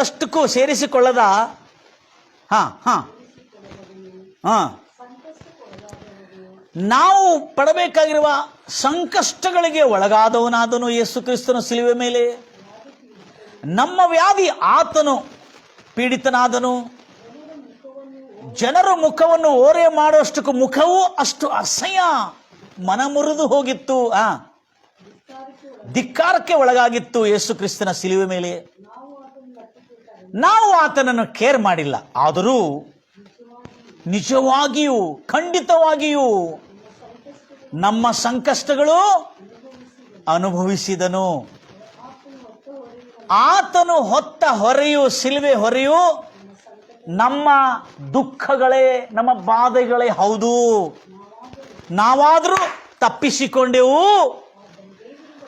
ಆತನು ನಮ್ಮ ಶಿಕ್ಷೆಯನ್ನು, ಆತನು ಬಾಧಿಸಲ್ಪಟ್ಟನು, ನಮ್ಮ ಶಿಕ್ಷೆಯನ್ನು ಯೇಸು ಕ್ರಿಸ್ತನ ಸಿಲುವೆ ಮೇಲೆ ಹೊಂದಿದನು. ಆತನು ಪೆಟ್ಟು ತಿಂದವನು, ಕುಗ್ಗಿಸಲ್ಪಟ್ಟವನು ಎಂದು ನಾವು ತಿಳಿದುಕೊಂಡಿದ್ದೇವೆ. ನಮ್ಮ ದ್ರೋಹಗಳ ದೆಸೆಯಿಂದ ಯೇಸು ಕ್ರಿಸ್ತನಿಗೆ ಸಿಲುವೆ ಮೇಲೆ ಗಾಯ ಆಯಿತು. ನಮ್ಮ ಅಪರಾಧಗಳ ನಿಮಿತ್ತ ಆತನು ಸಿಲುವೆ ಮೇಲೆ ಜಜ್ಜಲ್ಪಟ್ಟನು. ನಮಗೆ ಸುಕ್ಷೇಮ, ನೆನಪಿಟ್ಕೊಳ್ರಿ ಕನ್ನಡ ಬೈಬಲಲ್ಲಿ, ನಮಗೆ ಸುಖಕ್ಷೇಮವನ್ನು ಉಂಟು ಮಾಡುವುದಕ್ಕಾಗಿ ಆತನು ಶಿಕ್ಷೆಯನ್ನು ಅನುಭವಿಸಿದನು. ಆತನ ಗಾಯಗಳಿಂದ ನಮಗೆ ಗುಣವಾಯಿತು. ಯೇಸು ಕ್ರಿಸ್ತನ ಸಿಲುವೆ ಮರಣ ಈ ಕ್ಯಾನ್ಸರ್ ಪೀಡಿತವಾಗಿರುವ ಆ ಮಗುವಿನ ಮೇಲೆ ಅಕ್ಷರ ಪ್ರಕಾರವಾಗಿ ನೆರವೇರಿತು. ನನ್ನ ಪ್ರಿಯ ಸಹೋದರಿ ಸಹೋದರರೇ, ಗುಣವಾಗಲಾರದಂಥ ರೋಗದಿಂದ ಬಳಲ್ತಾ ಇದ್ದಾರೆ, ಬಿಡುಗಡೆ ಆಗಲಾರದಂಥ ಪೀಡೆಯಿಂದ, ಬಾಧೆಯಿಂದ, ದುಷ್ಟಶಕ್ತಿಗಳಿಂದ ಬಾಧಿಸಲ್ಪಡ್ತಾ ಇದ್ದೀರಾ. ಇವತ್ತು ನಿನ್ನ ಬಿಡುಗಡೆ ದಿನ. ಯೇಸು ನಾಮದಲ್ಲಿ ಗುಣವಾಗಲಾರದಂಥ ರೋಗದಿಂದ ನೀನು ಪೀಡಿಸಲ್ಪಡ್ತಾ ಇದೀಯಾ. ಇವತ್ತು ನಿನಗೆ ಈ ಸಂದೇಶ ಬಿಡುಗಡೆಯ ಸಂದೇಶ, ಸಂಪೂರ್ಣ ಸ್ವಸ್ಥತೆ ಮಾಡುವ ಸಂದೇಶ. ಪ್ರತಿ ಭಾನುವಾರ ಇಷ್ಟು ದಿನಗಳು ಯಾರ್ಯಾರ ಕಡೆ ಸ್ವಲ್ಪ ಪ್ರಾರ್ಥನೆ ಮಾಡೋದು ಮನೆಗೆ ಹೋಗ್ಕೊಂಡ್ರದು, ಪ್ರಾರ್ಥನೆ ಮಾಡೋದು ಮನೆಗೆ ಹೋಗ್ಕೊಂಡ್ರದಲ್ಲ, ಪ್ರತಿ ಭಾನುವಾರ ಪ್ರಾರ್ಥನೆಗೆ ಹಾಜರಾಗಿ ಆತನನ್ನು ಸ್ತುತಿಸಿಕೊಂಡಾಡಿ ಆತನ ನೆರಳೊಳಗೆ ಬರುವುದಾದರೆ ಖಂಡಿತವಾಗಿ ಗುಣವಾಗಲಾರದಂಥ ರೋಗ ಕೂಡ ನಿನ್ನನ್ನು ಬಿಟ್ಟು ಸಂಪೂರ್ಣ ಗುಣಮುಖನಾಗಿ ಚೇತರಿಸಿಕೊಂಡು ಹೊಸ ಬಲವನ್ನೊಂದು ಹೊಂದಿ ಪ್ರತಿ ದಿನ, ಪ್ರತಿ ವರ್ಷ, ಪ್ರತಿ ತಿಂಗಳ ನೀನು ದೇವರಿಂದ ಅದ್ಭುತಗಳು, ದೇವರಿಂದ ಮಹತ್ವ ಕಾರ್ಯಗಳು, ದೇವರಿಂದ ಸೂಚಕ್ರಿಯೆಗಳು, ದೇವರಿಂದ ಚಮತ್ಕಾರಗಳನ್ನು ಪ್ರತಿದಿನ ನೀನು ನೋಡುತ್ತಿ. ಖಂಡಿತವಾಗಿ ನೀನು ನೋಡುತ್ತಿ. Praise the Lord Jesus. ಎಲ್ಲರೂ ಹೇಳ್ತೀರಿ ನನ್ನ ಪ್ರಿಯ ಸಹೋದರಿ ಸಹೋದರಿ, ಎಷ್ಟು ಭಯಂಕರವಾದಂಥ ಸಂಗತಿ. ಆಮೇಲೆ ಈ ಒಂದು ನನ್ನಂಬೋಳು ಆ ಮಗುವಿನ ತಲೆ ಕೂದಲೆಲ್ಲ ಹೋಗ್ತಾ ಇರುವಾಗ ಆ ಮಗು ಬಹಳ ದಿಗುಳು ಪಡ್ತಾ ಇತ್ತು. ಆವಾಗ ಈ ಕ್ಯಾಥಲಿಕ್ ಸಹೋದರಿ ನನ್ನ ಎಂಬವಳು ಆ ಮಗು ಹೇಳ್ತದೆ, ನಾನು ನಿನ್ನ ಜೊತೆಯಲ್ಲಿ ತಲೆಯನ್ನು ಬೋಳಿಸ್ಕೊಳ್ತೇನೆ, ನಿನ್ನ ಕೂದಲವನ್ನು ಹೋಗಿದ್ರೂ ಪರವಾಗಿಲ್ಲ ಎಂಬುದಾಗಿ ಹೇಳ್ಕೊಂಡು ತಾನು ಆ ಮಗುವಿನ ಜೊತೆಯಲ್ಲಿ ತಲೆಯನ್ನು ಬೋಳಿಸ್ಕೊಂಡು ಇರುವಾಗ ಆ ಮಗುಗೆ ಎಷ್ಟೋ ಸಾಂತ್ವನ ಉಂಟಾಯಿತು. ನಾನು ಹೇಳೋದೇನೆಂದರೆ, ಆ ಮಗುಗೂ ತಲೆ ಬೋಳಿಸಿದ್ರು, ಇವಳಿಗೂ ತಲೆ ಬೋಳಿಸಿದ್ರು, ಆವಾಗ ಮಗುಗೆ ಎಷ್ಟೋ ಸಾಂತ್ವನ, ಆಧರಣೆ ಉಂಟಾಯಿತು. ಅರ್ಥ ಏನು? ಯೇಸು ಕ್ರಿಸ್ತನು ನಮ್ಮ ಮೇಲೆ ಬಂದಿರತಕ್ಕಂಥ ಬಾಧೆಯನ್ನೆಲ್ಲ ತಾನು ಹೊತ್ತನು ಎಂಬ ನಂಬಿಕೆ ತನ್ನ ದೃಷ್ಟಿಯಿಂದ, ತನ್ನ ಆತ್ಮಕಣ್ಣುಗಳಿಂದ ನೋಡಿ ಇವತ್ತು ನೀನು ನಂಬುವುದಾದರೆ ನಿನಗಿರುವ ರೋಗವೆಲ್ಲ ಯೇಸು ಕ್ರಿಸ್ತನ ಮೇಲೆ ನೀನು ನೋಡು. ಆತನ ಶಿಲುವೆ ಮೇಲೆ ನಿನ್ನ ರೋಗವನ್ನು, ನಿನ್ನ ಶಾಪವನ್ನು, ನಿನ್ನ ಬಡತನವನ್ನು, ನಿನ್ನ ಸಾಲವನ್ನು, ನಿನಗಿರ್ತಕ್ಕಂಥ ಎಲ್ಲ ನೋವುಗಳನ್ನು ಆತನ ಹೊತ್ತಿದ್ದಾನೆ ಎಂಬುದಾಗಿ ಇವತ್ತು ಆ ಆತ್ಮ ಕಣ್ಣುಗಳಿಂದ ನೀನು ನೋಡೋದಾದರೆ ಆ ನೋಡುವ ಕಣ್ಣುಗಳೇ ನಂಬಿಕೆ ಕಣ್ಣುಗಳು. ಆಗ ಬೈಬಲ್ ಹೇಳ್ತಾ ಇದೆ, ಯೇಸುವನ್ನು ಆತನ ಹೆಸರಿನಲ್ಲಿ ನಂಬಿಕೆ ಇಟ್ಟವರಿಗೆ ಆತನು ದೇವರು ಮಕ್ಕಳಾಗುವ ಅಧಿಕಾರ ದೊರಕುತ್ತೆ. Praise the Lord Jesus. ಅಂದಿನಿಂದ 3 ವರ್ಷ ಕಾಲದಲ್ಲಿ ಆ ಮಗು ಪ್ರತಿ ದಿನ, ಪ್ರತಿ ಕ್ಷಣ, ಪ್ರತಿ ಸಮಯದಲ್ಲಿ ಆ ಮಗುವಿಗೆ ವಿಧ ವಿಧವಾದಂಥ ಅದ್ಭುತಗಳು, ಸೂಚಕಗಳು, ಮಹತ್ವಕಾರಗಳು, ಯಶಸ್ವಿ, ಚೆನ್ನಾಗಿ ಓದಿ ಬರೆದು ಪಾಸ್ ಆಗ್ತಾ ಎಲ್ಲ ವಿಷಯಗಳಲ್ಲಿ ವೃದ್ಧಿ, ಅಭಿವೃದ್ಧಿ, ಸಮೃದ್ಧಿಯನ್ನು ಪಡ್ಕೊಳ್ತಾ ಮುಂದೆ ಸುಕ್ಷೇಮವಾದಂಥ ಜೀವನವನ್ನು ಪಡ್ಕೊಂಡು ಆನಂದಿಸ್ತಾ ಇದ್ದಾನೆ. ಅದಕ್ಕೆ ಆ ಮಗು ಕೀರ್ತನೆ 103ನೇ ವಚನವನ್ನು ಹೃತ್ಪೂರ್ವಕವಾಗಿ ದೇವರನ್ನು ಕೊಂಡಾಡ್ತಿತ್ತು. ಯಾಕಂದರೆ ಆ ಕೀರ್ತನೆ 103ನೇ ಅಧ್ಯಾಯದಲ್ಲಿ 2ನೇ ವಚನದಿಂದ ಮೊದಲು 2ನೇ ವಚನದಿಂದ ಓದೋಣ. ಓ ನನ್ನ ಮನವೇ, ಕರ್ತನನ್ನು, ಯೆಹೋವನ ಕರ್ತನನ್ನು ಕೊಂಡಾಡು, ಆತನ ಉಪಕಾರಗಳು ಹೊರತು ಲಕ್ಷ್ಯ ಕೊಟ್ಟು ಕೇಳ್ತೀರಿ, ಆ ಅಪಕಾರಗಳು ಎಂದಿಗೂ ಮಾಡುವುದಿಲ್ಲ. ಕೇಡು, ಬಾಧೆಗಳು, ಸಂಕಟಗಳು, ವೇದನೆಗಳು, ಇಲ್ಲ ಸಲ್ಲದ ಶಾಪದಿಂದ ಆತನ ಯಾವತ್ತಿಗೂ ಪರೀಕ್ಷಿಸುವುದಿಲ್ಲ. ಹಿಂಸೆ ಬರ್ಬೋದು, ಕ್ರೈಸ್ತ ವಿರೋಧಿಗಳಿಂದ, ದುಷ್ಟರಿಂದ ಹಿಂಸೆ ಬರ್ಬೋದು, ಆದರೆ ಶಾಪದಿಂದ, ಯೇಸು ಕ್ರಿಸ್ತನ ಹೊತ್ತಿರತಕ್ಕಂಥ ಆ ಒಂದು ದಂಡನೆಯಿಂದ ಎಂದಿಗೂ ಪರೀಕ್ಷಿಸುವುದಿಲ್ಲ. ಅದಕ್ಕೆ ಓ ನನ್ನ ಕರ್ತನೆ, ನನ್ನ ಮನವೇ, ಕರ್ತನನ್ನು ಕೊಂಡಾಡು, ಆತನು ಮಾಡಿರುವ ಉಪಕಾರಗಳಲ್ಲಿ, ಹಲೋ, ಆತನು ಮಾಡಿರುವ ಎಲ್ಲ ಉಪಕಾರಗಳು, forget not all his benefits, ಇಂಗ್ಲಿಷಲ್ಲಿ ಬರೆಯಲ್ಪಟ್ಟಿದೆ.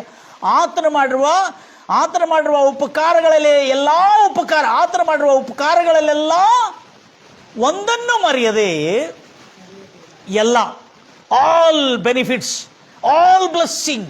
ನೆನ್ಪಿಟ್ಕೊಳ್ರಿ ನನ್ನ ಪ್ರಿಯ ಸಹೋದರಿ ಸಹೋದರಿ, ನಮ್ಮ ಜನರು ಕೆಲವು ಆತ್ಮೀಯ ಜನರಿಗೆ ತಪ್ಪಾದ ಉಪದೇಶಗಳಿಂದ ರೋಗಗಳು, ಬಾಧೆಗಳು, ಸಂಕಟಗಳು, ಬರ್ತಕ್ಕಂಥ ದರಿದ್ರಗಳು ದೇವರಿಂದ ಬರ್ತದೆ ಎಂಬುದಾಗಿ ತಪ್ಪುಪದೇಶಗಳು ನೀಡ್ತಾ ಇದ್ದಾರೆ.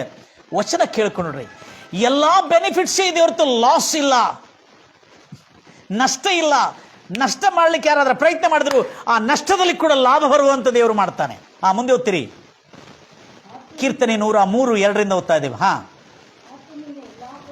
ಆತನು ನಿನ್ನ ಎಲ್ಲ ಅಪರಾಧಗಳು, ಇಲ್ಲ ಇನ್ನೂ ಸ್ವಲ್ಪ ಅಪರಾಧಗಳಿದೆ, ಅದು ಬ್ಯಾಲೆನ್ಸ್ ಇಟ್ಟಿದ್ದಾನೆ. ಯಾಕಂದ್ರೆ ಯೇಸು ಕ್ರಿಸ್ತನ 50% ನಮಗೆ ತೊಳೆದಿದ್ದಾನೆ, ಅಪರಾಧಗಳು ಕ್ಷಮಿಸಿದ್ದಾನೆ, ಮತ್ತು ಕೆಲವು 50% ಚರ್ಚಿನ ಫಾದರ್ ಹತ್ರ, ಚರ್ಚಿನ ಪಾಸ್ಟರ್ ಹತ್ರ ಕೊಟ್ಟಿದ್ದಾನೆ ಅಂತ ಬರೆಯಲ್ಪಟ್ಟಿದೆ.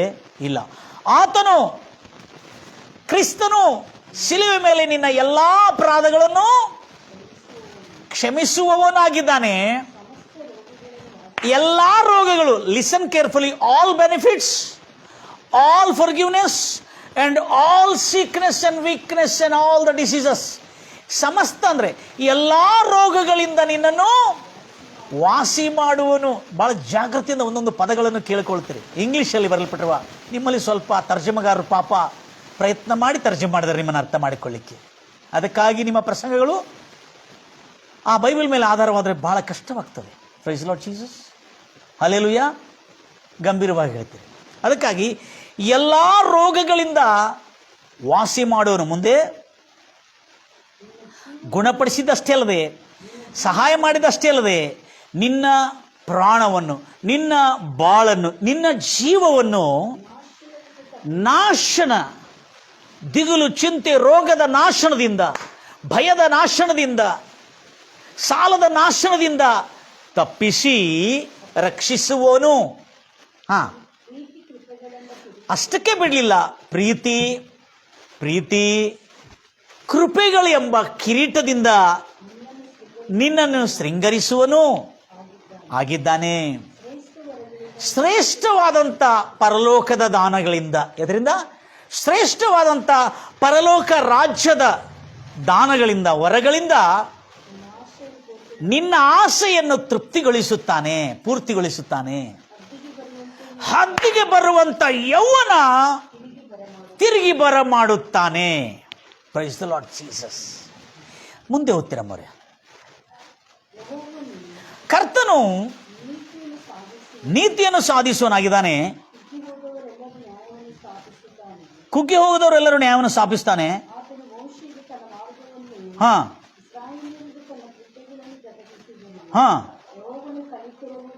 ಅಲ್ಲಿ ಒಂದು ಮಾತು ನಾವು ಮಿಸ್ ಮಾಡ್ಕೊಳ್ತೇವೆ. ದೇವರು ಅವರನ್ನು 5ನೇ ವಚನದಲ್ಲಿ He will satisfy your mouth with good things, not a bad things, my dear brothers sisters. 5ನೇ ವಚನದಲ್ಲಿ ಅದು ಮತ್ತು ಅಲ್ಲಿ English, He who satisfies your mouth with good things so that your youth is renewed like eagle. ದೇವರು ನಿನ್ನ ಬಾಯನ್ನು ಉತ್ತಮವಾದಂಥ ಒಳ್ಳೆ ಕಾರ್ಯಗಳಿಂದ ತೃಪ್ತಿಗೊಳಿಸುತ್ತಾನೆ. ಆಗ ನೀನು ಹೊಸ ಬಲವನ್ನು ಹೊಂದಿ ಹದ್ದಿನಂತೆ ಹಾರುವಿ, ಯೌವನ ಬಲವನ್ನು ಹೊಂದುತ್ತೀಯ ಎಂಬುದಾಗಿದೆ. ನಿನ್ನ ಯೌವನದ ಹದ್ದಿನಂತೆ ಹೊಸದಾಗೋದು, ಹಾಗೆ ನಿನ್ನ ಬಾಯನ್ನು ಒಳ್ಳೆದರಿಂದ, ಕೆಟ್ಟದರಿಂದಲ್ಲ, ಕೇಡಿಂದಲ್ಲ, ಶಾಪಗಳಿಂದಲ್ಲ, ಒಳ್ಳೆದರಿಂದ ತೃಪ್ತಿಗೊಳಿಸುತ್ತಾನೆ. ನನ್ನ ಪ್ರಿಯ ಸಹೋದರಿ ಸಹೋದರೇ, ಇವತ್ತು ಸಬ್ಬತ್ತು ಪವಿತ್ರವಾದಂಥ ದಿನವನ್ನು ನಾವು ಸ್ಮರಿಸಬೇಕು. ತದನಂತರ ಏಸಾಯ ಪ್ರವಾಚಕನ ಪುಸ್ತಕದಲ್ಲಿ ಬರೆಯಲ್ಪಟ್ಟಿರತಕ್ಕಂಥ ಕ್ರಿಸ್ತನು ನಮ್ಮ ಶ್ರಮೆ, ನಮ್ಮ ಬಾಧೆ, ನಮ್ಮ ರೋಗ, ನಮ್ಮ ಬಡತನ ಹೊತ್ತಿದ್ದನು, ಕೊನೆಗೆ ಆತನು ಮಾಡುವ ಉಪಕಾರಗಳನ್ನೆಲ್ಲ ಮರೆಯದೆ, ಆತನ ಅಪಕಾರಗಳನ್ನು ಯಾವತ್ತೂ ಮಾಡುವುದಿಲ್ಲ, ಉಪಕಾರಗಳನ್ನೆಂಬ ಸತ್ಯ ನಾವು ತಿಳಿದುಕೊಂಡಿರಬೇಕು. ಕಣ್ಣನ್ನು ಮುಚ್ಚೋಣ, ಪ್ರಾರ್ಥಿಸೋಣ. ಆ ಮಗು ಹೇಗೆ ಸ್ವಸ್ಥತೆಯನ್ನು ಪ್ರತಿ ಭಾನುವಾರ ತಪ್ಪದೆ ಪ್ರಾರ್ಥನೆಗೆ ಹೋಗುತ್ತಾ ಇತ್ತು, ಇವತ್ತಿಗೂ ಆ ಬಾಲಕನು ದೊಡ್ಡವನಾಗಿ ಭಾನುವಾರ ಪ್ರಾರ್ಥನೆ ಎಷ್ಟು ಮಾತ್ರಕ್ಕೂ ತಪ್ಪಿಸೋದಿಲ್ಲ.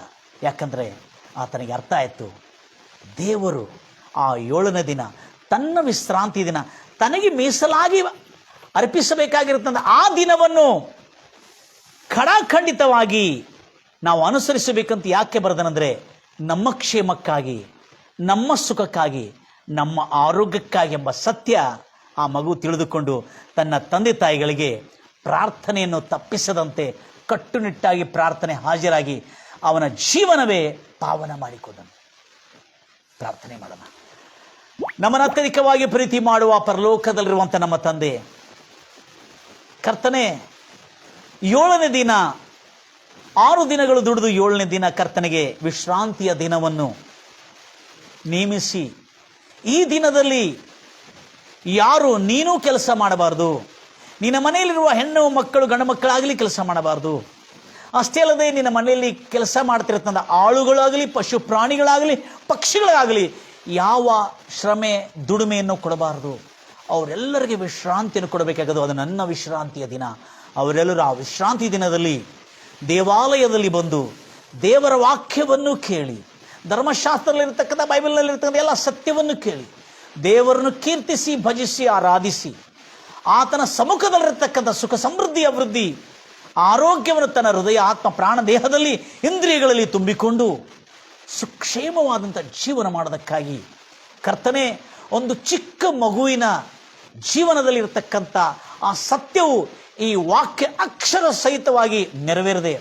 ಇವತ್ತಿಂದ ಯಾರ್ಯಾರು ಗುಣಮುಖರಾಗ್ತಾ ಇಲ್ಲ, ತಿಂಗಳಲ್ಲಿ ಚರ್ಚೆಗೆ ಹೋಗೋದು, ವರ್ಷಕ್ಕೊಂದು ಸಾರಿ ಚರ್ಚೆಗೆ ಹೋಗಿ ರೋಗ ಬಾಧೆ ಸಂಕಟದಲ್ಲಿರ್ತಕ್ಕಂಥವ್ರೆಲ್ಲರೂ ಇನ್ನು ಮುಂದೆ ಪ್ರತಿ ಭಾನುವಾರ ಮಧ್ಯದಲ್ಲಿರ್ತಕ್ಕಂಥ, ವಾರದ ಮಧ್ಯದಲ್ಲಿರ್ತಕ್ಕಂಥ ಪ್ರಾರ್ಥನೆ ಕೂಡ ತಪ್ಪಿಸದೆ ಪ್ರತಿ ಭಾನುವಾರ ಕರ್ತನ ಸಮ್ಮುಖಕ್ಕೆ, ಅದು ಪರಿಶುದ್ಧ ದಿನವೆಂದು ಸ್ಮರಿಸಿ ಆತನ ಸಮ್ಮುಖದಲ್ಲಿ ಆತನ ಪವಿತ್ರವಾದಂಥ ವಾಕ್ಯಗಳನ್ನು ಕೇಳಿ ಆತನ ಪವಿತ್ರವಾದ ನಾಮವನ್ನು ಸ್ಮರಿಸಿ ಆ ನಾಮದ ನಿಮಿತ್ತವಾಗಿ ಆರಾಧಿಸಿ ಸ್ತುತಿಗಾನಗಳನ್ನು ಮಾಡಿ ಕೊಂಡಾಡಿ ಆರಾಧಿಸಿ ಆತನ ಒಳ್ಳೆತನವನ್ನು ತನ್ನ ಬಾಯಿಂದ ಉಲ್ಲೇಖಿಸಿ ಅರಿಕೆ ಮಾಡೋದಾದರೆ ಅವನ ಜೀವಮಾನ ಕಾಲಗಳ ಸುಕ್ಷೇಮವನ್ನು, ಕ್ರಿಸ್ತನ ಶಿಲುಬೆಯ ಶ್ರಮೆಯದಲ್ಲಿರ್ತಕ್ಕಂಥ ಆಶೀರ್ವಾದ, ಕ್ರಿಸ್ತನ ಶಿಲುಬೆಯ ಆ ಗಾಯಗಳಲ್ಲಿರ್ತಕ್ಕಂಥ ಆರೋಗ್ಯ, ಕ್ರಿಸ್ತನ ಶಿಲುಬೆ ಮೇಲಿರ್ತಕ್ಕಂಥ ಆ ಬಡತನದ ಆ ಸಿರಿತನವನ್ನು ನೀನು ಅನುಭವಿಸಬೇಕಾದ್ರೆ ಕರ್ತನಾದ ಈ ಯೇಸು ಕ್ರಿಸ್ತನ ವಾಕ್ಯವನ್ನು ಕರ್ತನೆ ಕಟ್ಟುನಿಟ್ಟಾಗಿ ನಿನ್ನ ಸಮ್ಮುಖದಲ್ಲಿ ಬಂದು ಆರಾಧಿಸಿ ಕೊಂಡಾಡಿ ಆತನ ವಾಕ್ಯವನ್ನು ಕೇಳಿ ತನ್ನ ಜೀವನದಲ್ಲಿ ಬರಬೇಕಾಗಿರ್ತಕ್ಕಂಥ ಎಲ್ಲ ಬೆನಿಫಿಟ್ಸ್ಗಳನ್ನು, ಉಪಕಾರಗಳನ್ನು ಪಡ್ಕೊಳ್ಳುವಂತೆ ಸಹಾಯ ಮಾಡು ಕರ್ತನೆ. ಏಸಯ್ಯ, ಎಷ್ಟು ಜನರು ಈ ವಾಕ್ಯ ಕರ್ತನೆ ಒಂದು ಮಗುವಿನ ಜೀವನದಲ್ಲಿ ಆ ಮಗುವಿಗೆ ಅರ್ಥ ಆಯಿತು, ಸಬ್ಬತ್ತು ದಿನವನ್ನು ಭಾನುವಾರ ಆರಾಧನೆಯಷ್ಟು ಮಾತ್ರಕ್ಕೂ ತಪ್ಪಿಸಬಾರದು, ಅದರಲ್ಲಿ ಜೀವಮಾನದ ಎಲ್ಲ ದಿನಗಳು ಸುಕ್ಷೇಮವಾಗಿರ್ತದೆ ಅನ್ನತಕ್ಕಂಥ ಸತ್ಯವು ಅರ್ಥ ಮಾಡಿಕೊಂಡು ತಂದೆ ತಾಯಿಗಳಿಗೆ ಕಲಿಸ್ಕೊಟ್ಟಿರ್ತಕ್ಕಂಥ ಆ ಮಗು ಇವತ್ತು ನಾವು ಕಲಿತುಕೊಳ್ತಾ ಇದ್ದೇವೆ. ರಾಜ, ನನ್ನನ್ನು ಕೇಳ್ತಿರ್ತಕ್ಕಂಥ ಎಲ್ಲರೂ ಕಲಿತುಕೊಂಡು ಇನ್ನು ಮುಂದೆ ಗುಣವಾಗಲಾರದ ಮಗು ಕೂಡ ಗುಣವಾಗಬೇಕಾದ್ರೆ ಪ್ರತಿ ಭಾನುವಾರ ಚರ್ಚ್ನಲ್ಲಿ ಪ್ರಾರ್ಥನೆಗೆ ಹೋಗಿ ಸೇರಬೇಕು ಎಂಬ ಸತ್ಯವು ಅವರಿಗೆ ಒಂದು ಶುಭವಾರ್ತೆಯಾಗಿ ಕೊಟ್ಟಿದ್ದಕ್ಕಾಗಿ ನನಗೆ ಸ್ತೋತ್ರ. ಸ್ವಸ್ಥತೆ ಈಗಲೇ ಕರ್ತನೆ, ಯಾರ್ಯಾರು ಸ್ವಸ್ಥತೆಗಾಗಿ ಎದುರು ನೋಡ್ತಾ ಇದ್ದಾರೆ ಅವರೆಲ್ಲರಿಗೆ ಸ್ವಸ್ಥತೆಗೆ ಒಂದು ಒಳ್ಳೆಯ ಮಾರ್ಗವನ್ನು ತೋರಿಸಿದೆ ಕರ್ತನೆ. ಯೇಸು ನಾಮದಲ್ಲಿ ಯಾರ್ಯಾರು ಬಿಡುಗಡೆಗಾಗಿ ಎದುರು ನೋಡ್ತಾ ಇದ್ದಾರೆ, ಇದುವರೆಗೂ ಬಿಡುಗಡೆ ಆಗಲಾರ್ದಂಥ ತಡವರಿಸ್ತಾ ಇದ್ದಾರೆ, ಅಲ್ಲಾಡ್ತಾ ಇದ್ದಾರೆ, ಅವರಿಗೆ ಬಿಡುಗಡೆ ಆಗುವ ಮಾರ್ಗ ಆ ಕರ್ತನ ದಿನವನ್ನು ಪವಿತ್ರವಾದದ್ದು ಆರಾಧನೆಗೆ ನಾನು ಸೇರಬೇಕನ್ನತಕ್ಕಂಥ ಆ ಮಾರ್ಗವನ್ನು ತೋರಿಸ್ಕೊಟ್ಟಿದ್ದಕ್ಕಾಗಿ, ಆ ನೀತಿ ನಿಯಮಗಳನ್ನು ಕಲಿಸ್ಕೊಟ್ಟಿದ್ದಕ್ಕಾಗಿ ನಿನಗೆ ಸ್ತೋತ್ರ ಕರ್ತನೆ. ಕೇಳತಕ್ಕಂಥ ನನ್ನ ಎಲ್ಲ ಪ್ರಿಯ ಸಹೋದರಿ ಸಹೋದರು ಇವತ್ತು ಪ್ರಾರ್ಥನೆ ಮೂಲಕವಾಗಿ ಎಷ್ಟು ಬಿಡುಗಡೆ ಪಡ್ಕೊಂಡಿದ್ರು, ಗುಣಮುಖರಾದರು, ಗುಣಮುಖರಾಗಲಿ ಎಂಬುದಾಗಿ ಹಾರೈಸ್ತಾ ಇದ್ದಾನೆ, ಬಿಡುಗಡೆ ಆಗಲಿ ಎಂಬುದಾಗಿ ಯೇಸು ನಾಮದಲ್ಲಿ ಹಾರೈಸ್ತಾ ಇದ್ದಾನೆ. ಕೊನೆಗೆ ನಿತ್ಯ ಜೀವ ಪ್ರತಿಯೊಬ್ಬರಿಗೆ ಪ್ರಾಪ್ತವಾಗಲಿ ಎಂಬುದಾಗಿ ಹಾರೈಸುತ್ತಾ, ಅದಷ್ಟೇ ಅಲ್ಲದೆ ಪ್ರತಿ ಭಾನುವಾರ ಪ್ರಾರ್ಥನೆಗೆ ಹೋಗಿ ಕರ್ತನೇ ನನ್ನನ್ನು ಕೇಳತಕ್ಕಂಥ ಎಲ್ಲ ಆತ್ಮೀಯರು, ಭಕ್ತರು, ನನ್ನ ಸ್ನೇಹಿತರು ಸುಖ ಶಾಂತಿ ಸಮಾಧಾನ ರಕ್ಷಣೆ ನಿತ್ಯ ಜೀವ ಕೊನೆಗೆ ಪಡ್ಕೊಳ್ಳಲಿ ಎಂಬುದಾಗಿ ಹಾರೈಸುತ್ತಾ ಯೇಸು ಕ್ರಿಸ್ತ ನಾಮದಲ್ಲಿ ಪ್ರಾರ್ಥಿಸಿ ಬೇಡಿ ಹೊಂದಿದ್ದೇನೆ ತಂದೆ, ಆಮೇನ್. ಗಾಡ್ ಬ್ಲೆಸ್ ಯು ನನ್ನ ಪ್ರಿಯ ಸಹೋದರಿ ಸಹೋದರರೇ. ಇಂದಿನಿಂದ ಪ್ರತಿ ಭಾನುವಾರ ಪ್ರಾರ್ಥನೆ ತಪ್ಪದೆ ಹೋಗೋದ್ರ ಮೂಲಕವಾಗಿ ನಿಮಗೆ ಎಷ್ಟು ಕ್ಷೇಮ, ಎಷ್ಟು ಸುಖ, ಎಷ್ಟು ನೆಮ್ಮದಿ, ಎಷ್ಟು ಆನಂದ, ಬದುಕು ದಿನಗಳೆಲ್ಲ ಆರೋಗ್ಯದಿಂದ ಸುಕ್ಷೇಮವಾಗಿ ಬದುಕುವ ಮಾರ್ಗ ಮತ್ತು ಯಾವ ಮಾರ್ಗ ಅಲ್ಲ, ಆ ಕ್ರಿಸ್ತ ಆಗಿರುವ ಯೇಸುವಿನ ಮಾರ್ಗವೇ ನಿನ್ನನ್ನು ಕಾಪಾಡ್ತದೆ. ಆರೋಗ್ಯದಿಂದ. God bless you. God loves you.